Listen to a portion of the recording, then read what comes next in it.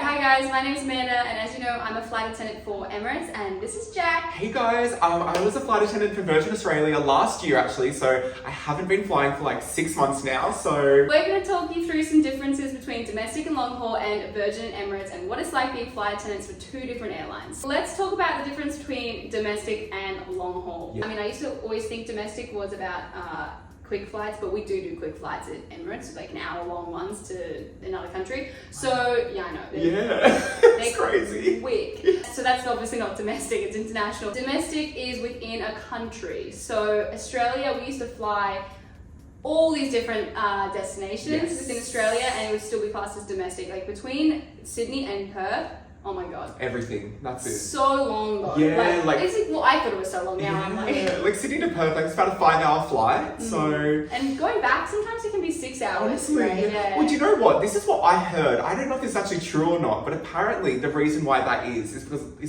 of the way the world turns or something? I don't know. You're like real technical about this. I always wondered, I was like, why is it shorter, like going over than like going back? Yeah. And then, I don't know. And then there's like jet streams as well. I'm not sure if you guys know much about them, but basically like the aircrafts can jump into a jet stream and go really fast, but if you're going against the jet stream, you're going real slow, I guess. I'm no expert, Honestly. but yeah. So I fly on the Airbus A380 and the 777 Boeing, and Jack and me used to fly on the Boeing 737. Yes. The little guys. So that was like a 3x3 configuration. I think it held up to 190 passengers, I'm pretty sure. Yeah, I think it did too. It was still quite a lot, to be honest. Yeah. But honestly, it doesn't seem like it holds that many people. I don't know, but... I know, I remember we used to look at like the front of the aircraft and it felt so far away, but now I'm like, why did I think that? It was actually not that far. Little fun fact, the 737's fuselage. Some fancy words for you all the app geeks out there. There we go. That is the size, I mean I could be wrong. Did I say my word? The fuselage is the size of one of the A380's engines. Or the 777 engine. I don't know one of them, but it's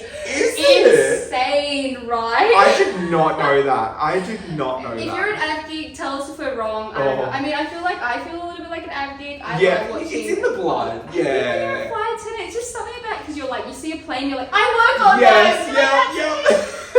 Yeah, no, I'm the same though. I just really like it. I was like, this is cool. Yeah. Another thing that's different between domestic long haul and I guess with Virgin and Emirates is destinations. With domestic, you're flying within the country, like we said, and with long haul, majority of them are international. So I don't think we do any domestic flights with Emirates. I heard someone commented on my video this other day saying that they flew to Ras Al Khaimah, which is like this drive to, right? It's not far. It's like an hour drive. It was like a 30-minute flight. But I don't think we do that with Emirates. Maybe like Fly Dubai or like, because Fly Dubai is our like smaller low-cost carrier, and that's actually they fly on the 737s and the little guys. But so I don't think we do any domestic. We do the short haul, I guess you could say, flights to Saudi and Oman and stuff like that. It's like an hour. They're like super quick. No, I couldn't imagine like flying like that short of a flight on such a big plane. Like I just couldn't imagine even like doing service, like boarding even like. It's just so crazy to just even think about. Boarding's the longest part. Yeah, really? Once you're boarded, you're like, oh my god, the flight's over. Because once you get up, it's 10 minutes and then we're descending again. We literally we put the food on the people's trays and then we take the food off the tray and take the tray back. I'm not surprised. I don't know why we just don't give a tray, but anyway. We're full service at Emirates where Virgin was like, buy on board. Yeah, so at Virgin, like we used to have like a buy on board menu, so like there was no like set meals unless you were in business class. There was like 8 business seats up at the front, so that was kind of like a separate thing. I was always just at the back in economy. Like this now. But you know what? I actually quite liked it. You know, just having a little buy on board menu because I feel like I can imagine at Emirates like doing like the trays and stuff like can be really like tricky. You never did the Perth flights when we had the full service. No, I didn't. It was like that. So basically, we put all the food in the ovens and we have to heat everything up, and everyone gets a meal because it's like full service kind of thing. But if we had to do them on the Sydney Melbourne, oh my god. I don't even remember what we did when we used to have. Because I think Qantas does that though, don't they? I think they but are. But it's like not like a full tray or anything. No, it's kind of like what we do with going to Muscat and stuff. It's like a hot snack and like barely a tray. Yeah, because we don't have time. No.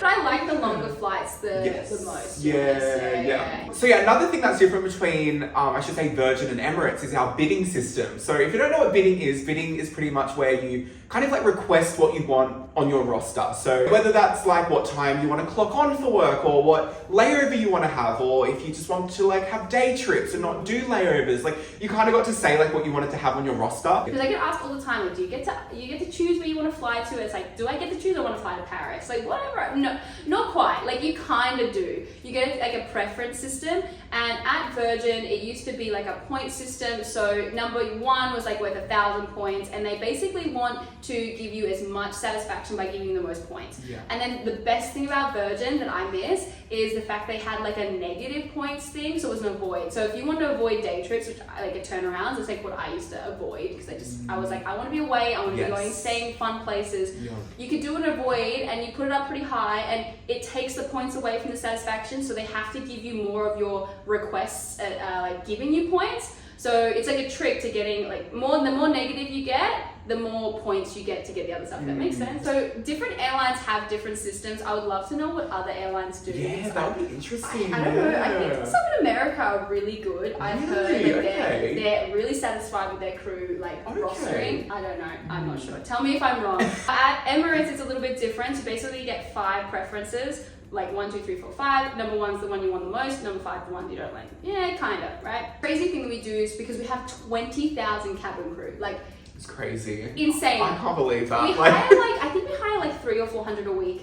Like, I couldn't even imagine that, like seeing like that many people like come through all the time. Like, it blows my mind. But so to make it fair, they do this thing where you have number 1, 2, 3, 4, 5, 6, 7. Each month is like set into 7 groups. You like rotate through. When I'm number 1, you get to at least have one of your preferences, and then maybe they'll give you some other ones. Like when I had top bid a few months ago, I got like 2 of the number 1 preference and then 1 of something else. And basically when you top 1, like number 1 bidding preference, you drop down to the lowest one, you drop to 7. Yeah. So then you usually get a reserve roster, which is pretty crazy. I don't know if you know much about reserve. It's basically being on call. But then after 7, you work your way back up all the way to 1. And so every 7 months, you're like top bid again. At Virgin, like reserve rosters weren't really like a thing. You kind of just get like them placed randomly within your roster like each month. Yeah, I think every roster I had, there was always at least a little something here and there. So yeah, there was 2 types of being like on reserve. So one of them was being at airport on reserve, and the other one was being at home on reserve. So at home, you would have an 11-hour like time frame where they could call you in for a duty.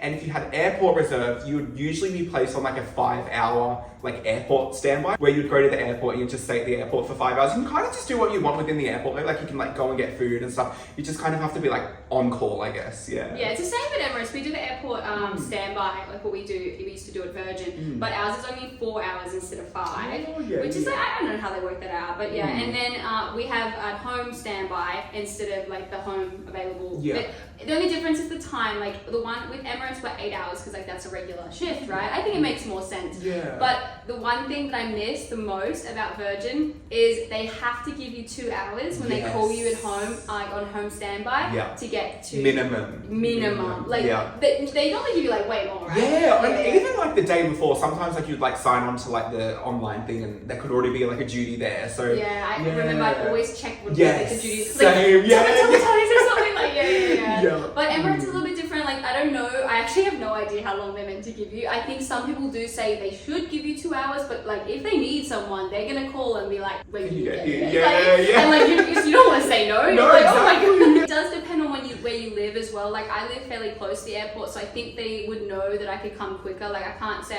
"Oh, I'm sorry, I live 2 hours away." Like they know I live like 10 minutes. So if you do live too like far away, they will give you the right amount of time that you need to get ready. So I think you can like kind of talk to them and just tell them. But yeah, I mean it's chill. I really like reserve. I think it's cool that we have a whole month because like we said at Virgin it used to be like a couple of days. Like our month would like start like off. So it'd be like my reserve I just had started on the 10th and then it went to the 10th the next month. Oh, so it wasn't like a full month. Because our rosters are from the 1st to the last 8 months. Like, Well, thanks for watching, guys. You know, we might just do a part 2. Who knows? Maybe. So leave some questions and we might be back. That's it. Bye.